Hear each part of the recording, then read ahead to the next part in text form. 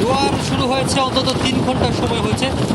এখন যদি হিসাব করে আমরা আরো 3 ঘন্টা সময় জোয়ারের বাকি রয়েছে।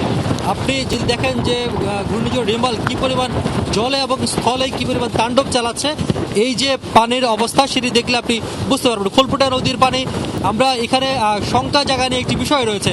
এখানে স্থানীয়রা যেটি বলছেন একটু আগেও, যে বাতাস যখন উত্তর এবং উত্তর পূর্ব দিক থেকে বইতে শুরু করেছে তখন তারা ভাবছিল যে এটি হয়তো খুব বেশি ক্ষয়ক্ষতির কারণ হবে না বা জলোচ্ছ্বাস খুব বেশি হওয়ার সম্ভাবনা নেই, যেহেতু বাতাস উত্তর দিক থেকে অথবা উত্তর পূর্ব দিক থেকে বইছে।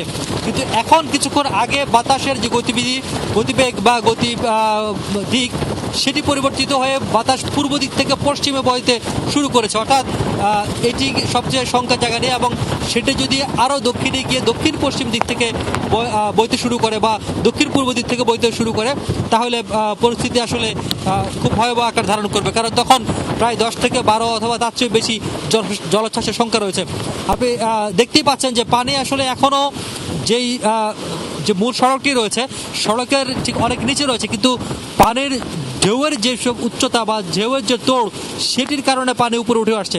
অর্থাৎ এখনও 3 ঘন্টা সময় বাকি রয়েছে। যদি এভাবে চলতে থাকে, অর্থাৎ বাতাসের যে গতিবেগ 90 থেকে 110 কিলোমিটার বা তারও বেশি হতে পারে, এবং ঢেউয়ের যে উচ্চতা সেটি যদি এইভাবেই চলতে থাকে আরও 1 থেকে 1.5 ঘন্টা বা 2 ঘন্টা, তাহলে ধারণা করা হচ্ছে সাতক্ষীরার এখন নীলডুমুর যেখানে রয়েছে সুন্দরবনের উপকূল একেবারেই সুন্দরবনের সাথে লাগোয়া, তার আমার দেখতে পাচ্ছেন যে বাতিগুলো জ্বলছে সেগুলো সাতক্ষীরা শ্যামনগরের গাবুরা ইউনিয়নের, সেই ইউনিয়নের বিস্তীর্ণ এলাকা প্লাবিত হওয়ার সম্ভাবনা রয়েছে।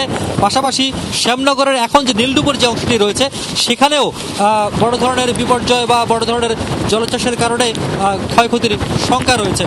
তবে সবকিছু ছাপিয়ে মানুষ যারা একেবারেই ঝুঁকিপূর্ণ অবস্থায় ছিল, আসার কথা হচ্ছে তারা এরই মধ্যে আশ্রয় কেন্দ্রে গিয়েছে।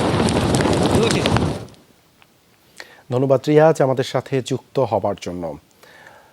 এবারে যাচ্ছি খুলনায় উপকূলীয় এলাকাগুলো থেকে আরও সহকর্মীরা যুক্ত হচ্ছেন। খুলনার মোংলা বন্দর থেকে সহকর্মী প্রবীর বিশ্বাস যুক্ত হয়েছেন। প্রবীর, ঘূর্ণিঝড় তো আঘাত হেনেছে, কি অবস্থা দেখছেন?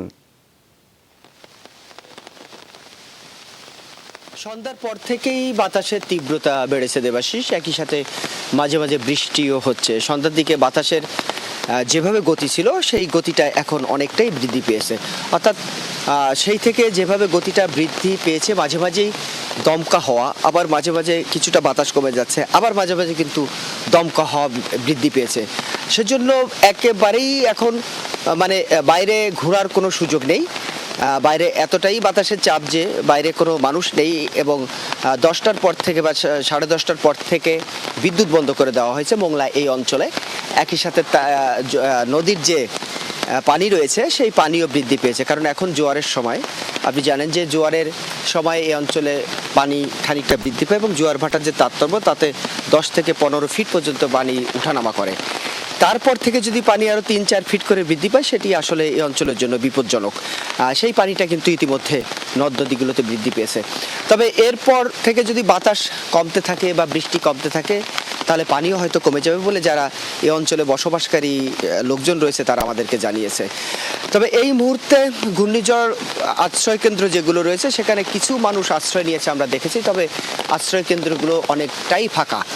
সব জায়গাতে সঠিকভাবে কিন্তু মানুষ যায়নি। এইসব মানুষের সঙ্গে আমাদের কথা হয়েছে, তারা বলেছে যে আশ্রয় কেন্দ্রগুলো অনেক দূরে, সেখানে অনেক মানুষ থাকা যায় না, সেখানে গরু ছাগল বা গবাদি পশু নিয়ে যাওয়া যায় না, সে কারণেই তাদের কিন্তু এই অনীহাটা রয়েছে। তবে প্রশাসনের পক্ষ থেকে বলা হয়েছে মানুষের জানের নিরাপত্তার জন্য সকল মানুষ আশ্রয় কেন্দ্রে যে আশ্রয় নিবে সেটি কিন্তু আমরা দেখতে পাইনি। আমরা 2-1টি আশ্রয় কেন্দ্রে ঘুরেছি, খুবই অল্প সংখ্যক মানুষ যারা আসলে এই কেন্দ্রগুলোতে অবস্থান নিয়েছে। তবে বাতাসের গতিবেগ যদি এরপর বাড়ে তাহলে এই অঞ্চলের জন্য আরও বেশি ভয়াবহতা রূপ নেবে। একই সাথে যদি পানি বৃদ্ধি পায় সেটিও মানুষের জন্য বিপদ ডেকে আনবে বলে তারা আমাদেরকে জানিয়েছে। দেবাশিস।